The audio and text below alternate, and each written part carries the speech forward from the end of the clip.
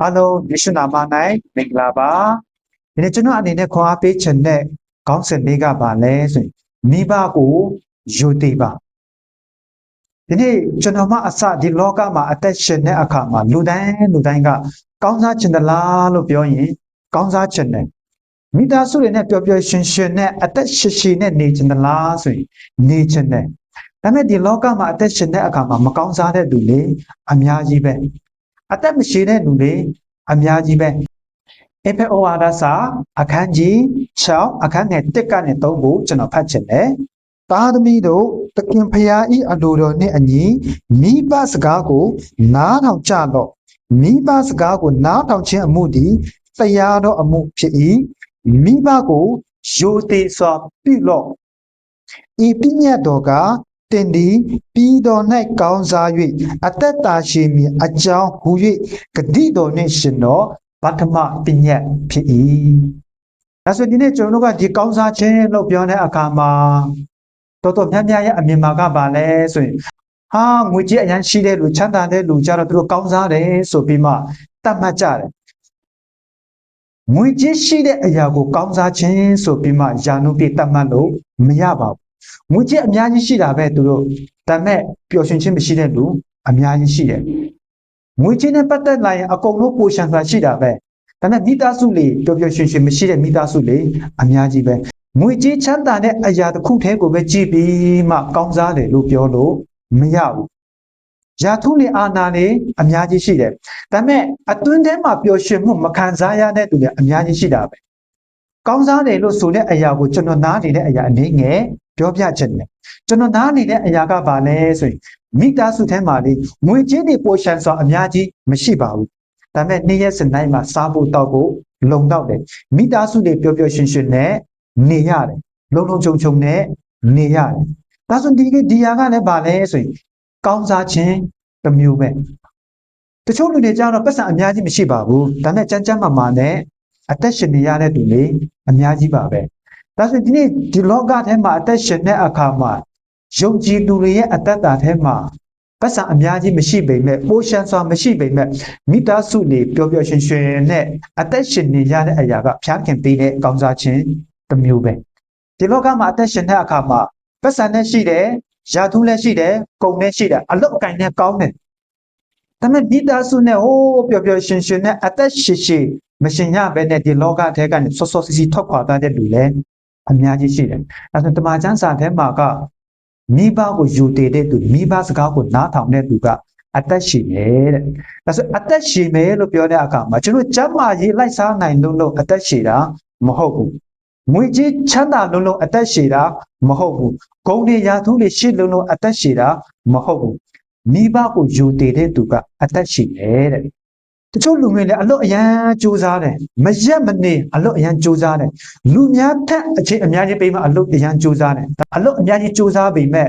မအောင်မြင်ကြဘူးမကောင်းစားကြဘူးဘာကြောင့်လဲအလွတ်တော့ကြိုးစားတယ်မိဘစကားတော့နားမထောင်ဘူးအလွတ်တော့ကြိုးစားတယ်မိဘကိုတော့မယူတည်ဘူးဒါဆိုကျွန်တော်ဘဝမှာလေအလုတ်ဘလောက်ကြီးပဲစူးစမ်း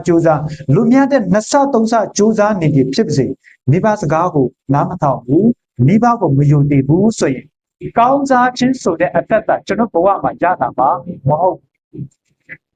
ငွေချင်းရလာရင်ရလာမယ်ဒါပေမဲ့တမန်ကျမ်းစာမှာပြောထားတဲ့ကောင်းစားခြင်းဆိုတဲ့အရာကျွန်တော်ဘဝမှာဘယ်တော့မှမရောက်တော့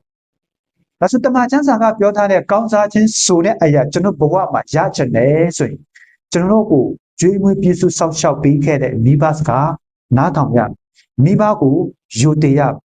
ဒါဆိုဒီမိဘစကားကိုနားထောင်ပါမိဘကိုယူတည်ပါလို့ပြောတဲ့အခါမှာမိဘတွေကဒုစရိုက်လောက်ခိုင်းရင်လောက်ပါလို့ပြောတဲ့အရာမဟုတ်ဘူးအခန်းငယ်1ထဲမှာကပါလဲဆိုရင်သခင်ဖရာဤအလိုတော်နဲ့အညီမိဘစကားကိုနားထောင်ပါတဲ့အဲဆိုဖရာရဲ့အလိုတော်နဲ့အညီကျွန်တော်မိဘစကားကိုနားထောင်မယ်မိဘကိုယူတည်မယ်ဆိုရင်ဒီဘဝမှာအသက်ရှင်တဲ့အခါမှာကျွန်တော်ကောင်းစားမယ်အသက်ရှင်မယ်ဒါကြောင့်ဒီနေ့လူငယ်တွေကိုလည်းကျွန်တော်ဗာအားပေးချင်တယ်လဲဆိုရင်အလုတ်မကြိုးစားနဲ့ပြောတာမဟုတ်ဘူးအလုတ်ကြိုးစားပါဒါပေမဲ့မိဘစကားကိုလည်းနားထောင်ပါမိဘကိုလည်းယူတည်ပါလူငယ်တွေရဲ့အသက်တာမှာတော်တော်များများမြင်ရတဲ့အရာပါလဲဆိုရင်ကိုက စေတန်းနဲ့အောင်လာတယ်ဘွဲ့တွေရလာတယ်ပညာတွေတတ်လာတယ်တနည်းအားဖြင့်ပြောမယ်ဆိုရင်ဒီအတောင်ပံတွေစုံလာတဲ့အခါမှာလေကျွန်တော်ကိုကြွေးမွေးပြစုဆောက်ရှောက်ခဲ့တဲ့မိဘတွေကိုအထင်သေးလာမိဘတွေကိုမတင်မဲ့ညီပြုတ်လာလူကြားသူကြားမှာဒါကကျွန်တော်ရဲ့အဖေဒါကကျွန်တော်ရဲ့အမေပါဆိုပြီးမှဝန်မခံရဲတဲ့လူတွေလည်းအများကြီးရှိလာတယ်။ကိုကပညာတတ်ကြီးတွေဖြစ်လာတဲ့အခါမှာငါအဖေကတော်သားငါအမေကရွာသားငါအဖေအမေကဘာပညာမှမတတ်ဘူးစင်းရဲတယ်ခက်ခဲတယ်ဆိုပြီးမှလူအလယ်မှာကျွန်တော်ရဲ့မိဘတွေကိုဒါကျွန်တော်ရဲ့အဖေဒါကျွန်တော်အမေဆိုပြီးမှဝန်ခံဖို့ရှက်တတ်တဲ့လူတွေလည်းအများကြီးရှိတယ်။ဒါဆိုအမှန်မှန်ကဒါကလုံးဝမဖြစ်တဲ့အရာကျွန်တော်ပညာတွေဘာဖြစ်လို့တတ်လာတာလဲကျွန်တော်ဒီအတောင်ပံတွေဘာဖြစ်လို့စုံလာတယ်လဲဆိုရင်ကျွန်တော်ကိုမိဘတွေကကြွေးမွေးပြစုဆောက်ရှောက်ခဲ့ပြီးမှထောက်ပံ့ခဲ့တဲ့အရာအတွက်ကြောင့်သူတို့ရဲ့ကျေးဇူးတော်ကြောင့်ကျွန်တော်တို့ကပညာတွေတတ်လာတယ်အတောင်ပံတွေစုံလာတယ်ဒါဆိုရင်ကျွန်တော်ဘဝမှာဒီပညာတွေတက်အတောင်ပံတွေစုံလာတဲ့အခါမှာမိဘတွေကိုမထင်မဲ့မီမပြုတ်ပါနဲ့ဒီနေ့ကျွန်တော်အစင်နေပြေလာတဲ့အခါမှာကျွန်တော်ကိုပြုစုဆောက်ရှောက်ပေးခဲ့တဲ့မိဘတွေကိုပြန်နေပြီးမှကျေးဇူးပြုဖို့ဖြစ်တယ်မိဘတွေကိုပြန်နေပြီးမှကြည်ရှုဖို့ဖြစ်ပါတယ်တကယ်လို့ကျွန်တော်ကအတောင်ပံတွေစုံလာတဲ့အရေးချင်းတွေပြည့်မီလာလို့မိဘတွေကိုပြစ်ထားမယ်မိဘစကားနားမထောင်ဘူးမိဘကိုမယူတည်ဘူးအဲ့လိုလုပ်မယ်ဆိုရင်ကျွန်တော်ဘဝမှာကောင်းစားခြင်းဆိုတဲ့အတ္တဘယ်တော့မှရောက်လာမှာမဟုတ်ဘူးအသက်ရှင်တဲ့အရာဘယ်တော့မှခံစားရမှာမဟုတ်ပါဘူးကျွန်တော်အနေနဲ့ဘာကိုအားပေးချင်တယ်လဲဆိုရင်ကျွန်တော်ကိုမွေးပြီးမှဆောက်ရှောက်ပေးခဲ့တဲ့မိဘနှစ်ပါးကိုယူတည်ပါမိဘစကားကိုနားထောင်ပါကျွန်တော်အခုအစင်နေပြေလာတဲ့အခါမှာမိဘကိုပြန်နေပြီးမှကျေးဇူးပြုပါမိဘကိုပြန်နေပြီးမှဆောက်ရှောက်ပါမိဘကိုယူတည်မယ်ဆိုရင်ကျွန်တော်ရဲ့ဘဝဒီပြီးတော့မှကောင်းစားပြီးမှအသက်ရှင်ရှင်နဲ့နေနိုင်မှာပါဒါကြောင့်ဒီနှုတ်ဘတ်တော်ကိုခံယူနေရှိကြတဲ့လူငယ်များယုံကြည်သူများအရောက်တိုင်းအသက်တာမှာ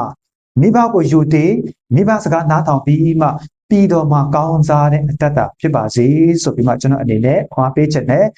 ရောက်တိုင်းကိုဖျားခင်တာ၍ကောင်းချီးပေးပါစေ